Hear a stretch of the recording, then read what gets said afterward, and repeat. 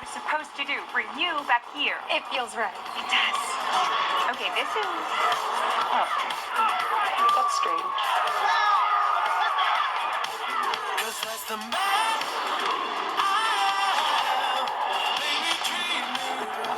Incoming brewski beer.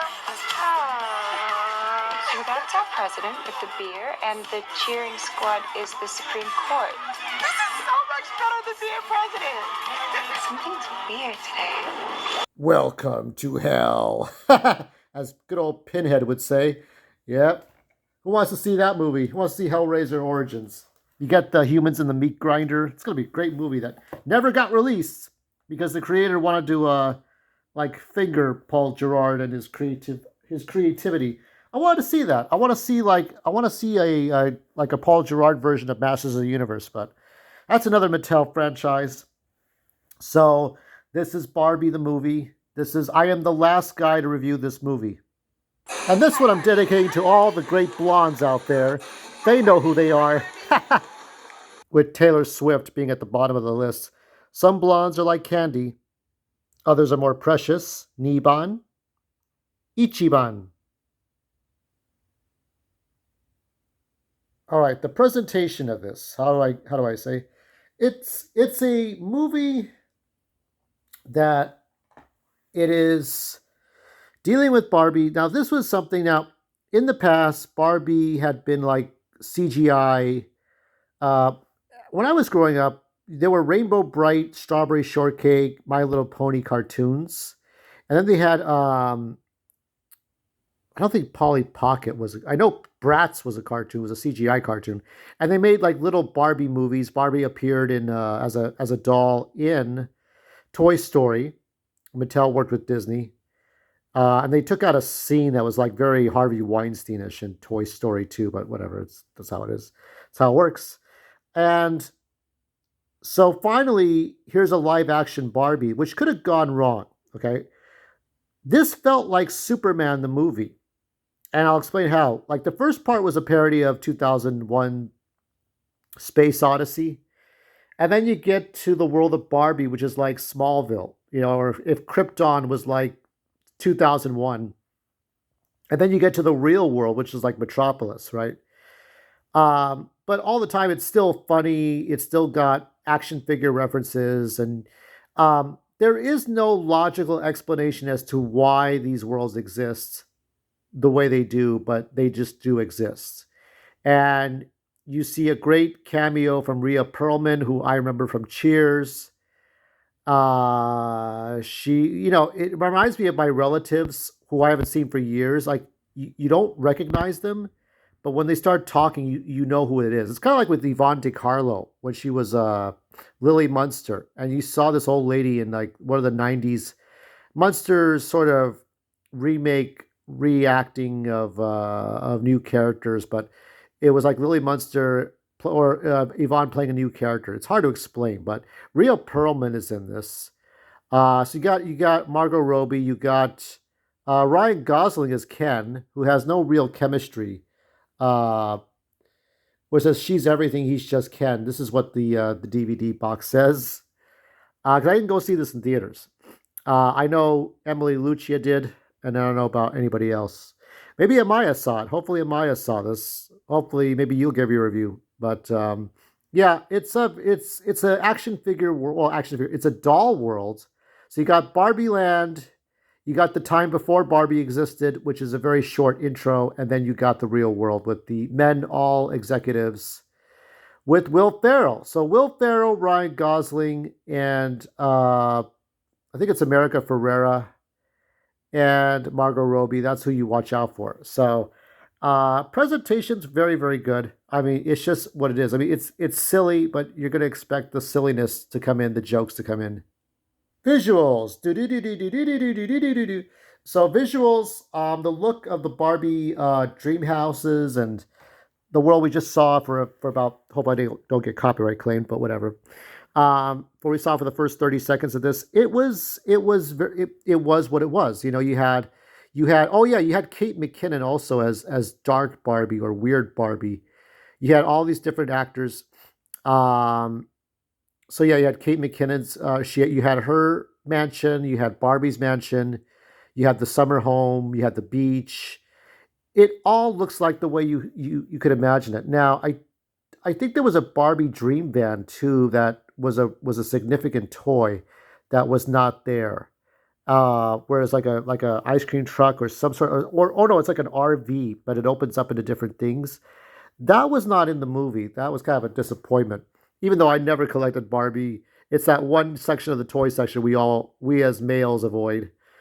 But yet I do remember that van that would turn into a like a it was a Range Rover that would turn into a little house because you could open it up and do different things in the house. So that was kind of a thing. So yeah, I would say I give it very high scores for presentation and visuals. Now the audio, the music's kind of got a rock and roll feel to it. It's rock and roll party Barbie music. You know my favorite. Let me see if I can play it. I have it.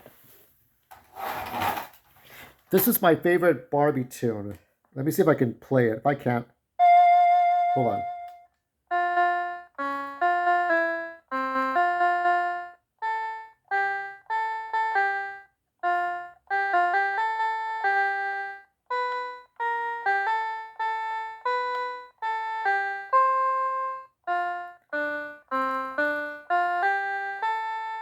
We're into Barbie, something like that. You know, it's hard to remember it. I played it on instinct right now. Da da da da da da da da da. Yeah, so that's my favorite tune because that's the '80s Barbie. It has that Amaya Miller hair because everybody looked like Amaya Miller back then. Amaya Miller has '80s hair, so Margot Robbie has long wavy hair as you see there. But back then, everybody had the curly, hair because that was the hair to have back then. That was the hair, and so yeah, so the music is good. I mean, most of it's good. It functions. So let's get into the acting. And the acting. What do I say about the acting? I would say that the acting was very good. I mean, it's gonna be like you want there to be chemistry between Ken and Barbie, but it doesn't happen. Uh Most of the actors kind of know what to do. I would say it's above average because everybody's there. Rhea Perlman's character reveals herself to Barbie, who she is at the end of this movie. Um, Will Ferrell's fucking Will Ferrell because he doesn't go deeper than where he goes, right? Um, it does have that narrative of all the girls are all together, but we know girls fight each other if they have to, but that's if you take strange women and throw them in a room. If you took a bunch of women and threw them in a room, right, random females, and you put one candy bar and there's no air, who would they share the candy bar or would they kill each other for the candy bar? I think we might know the answer. I know because I lived in a household full of females and they all don't talk to each other. That's true. But there are girls who are friends and they can all work together. So it's everybody's friends with each other and it's all about teamwork and the men are disorganized, horny dumbasses who like horses and cowboys and horses and shit. So Ken tries to grasp the reality like a 16-year-old, okay? Like a 15 or 16-year-old who tries to grasp what males are about. And that's when he goes to the real world, okay? They dress weird, right? Because they dress like they're in the '80s. Then they dress in cowboy cowgirl outfits before heading back home. And Barbie wants to be like a real person. She wants to be a real human being, okay? Because the whole plot is that Barbie is like she feels disconnected from her happiness. At the first 5 minutes is normal Barbie universe. I'm sure the director had written all these notes down. It's normal Barbie universe. Everything is the way it would be all the time. And now we go from that to the real method acting here. So the method part is that Margot Robbie realizes, oh, I'm connected to this doll, to this family of people. Latinas, could be Mexicanas, could be El Salvadorians, who never knows. Cubans. And so they come from an underprivileged family. They're trying to struggle to make ends meet. And it's a mother and daughter. There's no father. No father's gone. It's a single mother. There's a little bit of irresponsibility, but that's not in the story itself. So it's about Barbie trying to figure out what is she beyond being a doll. Does she want to be a real person? It's like Pinocchio. You take Superman the movie and Pinocchio and the last like CGI Barbie direct to DVD cartoon, and you pretty much have what this movie is what it's about, right? And there is a bit of SNL humor because you got Will Ferrell, you got Kate McKinnon. So, what shall be my overall score of this? Um, I think it was very good. Uh, it's not my kind of movie. Will I ever watch this again? I would say probably I will watch it. I would probably watch this a little bit more than the Super Mario Brothers movie. I mean, this movie made billions of dollars for a fucking reason. Oppenheimer made close to that, and there were other movies like The Sound of Freedom and right and left politics, whatever. I mean, there's different kinds of movies, and I think sometimes it's great to watch all perspectives of movies to kind of get you like in that level of what really entertains us. I'm rewatching Groundhog Day as a matter of fact because Groundhog Day is coming up Friday. So if I give an overall grade for Barbie, I shall give it an A minus. An A minus. I didn't think it was great. I think there were some pitfalls, usual cliches, but it's very good. Can't give it a straight A, but I liked it a lot. So for all of you blondes out there, keep up the hard work, and I've got another video to do, and I got to watch the rest of my own movies. See ya.